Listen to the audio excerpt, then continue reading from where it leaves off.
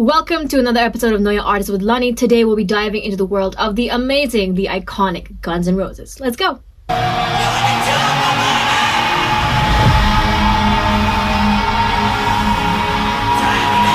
Let's start with the name Guns N' Roses. So iconic, and it is literally just a mashup of two bands that already existed, the LA Guns and Hollywood Rose.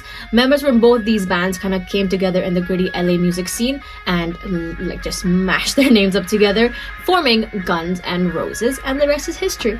Alright, here's a cheeky little fun fact. I'm not gonna say it, but if you rearrange the letters of the words Axl Rose, it spells something kind of spicy. I'm gonna leave it to you to figure out. But fans notice it. It was probably just a coincidence, but it really added to his image. Now let's talk about the song that made them global icons, Sweet Child of Mine. The thing is, this song kind of happened accidentally. Slash was kind of goofing around during his jam session and he played something that he called the circus melody and he found it really cringy. But then Slash saw magic in it. He penned down some lyrics based on his then girlfriend, and the rest is history. Their debut album, Appetite for Destruction, is iconic now, but when it was first released back in 1987, it barely made a dent. MTV wouldn't even play their music videos anywhere. And then Sweet Child of Mine became popular, went viral essentially, and then, everybody wanted to buy it. It sold 30 million copies worldwide, making it the best-selling debut album in history.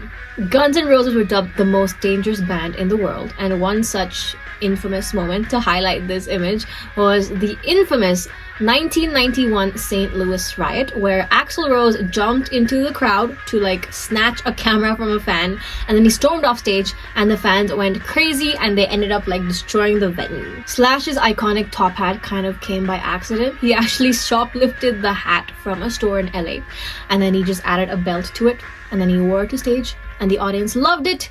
It became a huge addition to his already iconic image, and history was made. Chinese Democracy was one of the longest waits for an album in history. It took 15 years to make, and it went through multiple producers, multiple band members, and a total production cost of $13 million.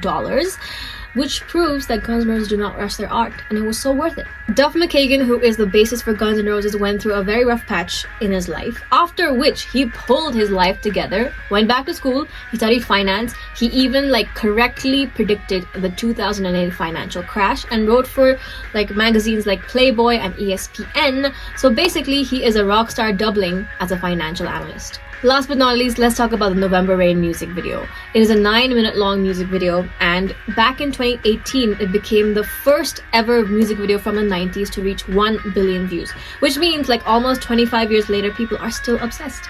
Alright, those are some fun facts about Guns N' Roses you might not have known. I'm Lnee, and this is Know Your Artist with Lnee. Let me know which artist or band you want me to cover for next week down in the comments. Alright, see you.